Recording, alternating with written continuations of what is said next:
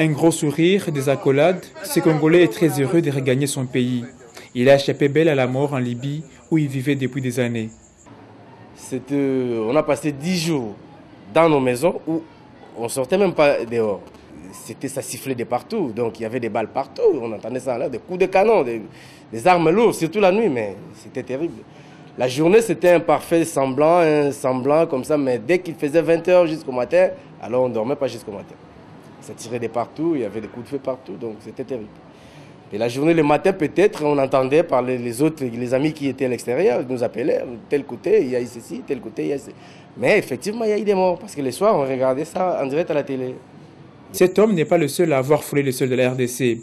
Ils sont plus de 100, ces Congolais rapatriés par le gouvernement grâce à un vol affrété. Un geste très salué par les bénéficiaires. Et nous, quand on a débarqué avec nos bus, c'était comme des petits princes. Alors, c'est la première fois que j'ai senti la fierté d'être Congolais. Selon les témoignages de ces chanceux, il ne faisait plus beau être de la peau noire en Libye depuis le début des troubles. Jusque-là, les Africains vivent mal. Ils vivent mal. Alors pour essayer un peu de s'échapper un peu de ces problèmes, s'échapper un peu de la mort, pas de ces problèmes de la mort, la mort te trouve dans ta chambre ou bien au cours de la route. Qu'est-ce que les Africains ont voulu? Ils ont essayé de courir vers l'aéroport, se rassembler tous là-bas à l'aéroport. Il y a des Africains aussi qui ont été tués par la colère des Libyens.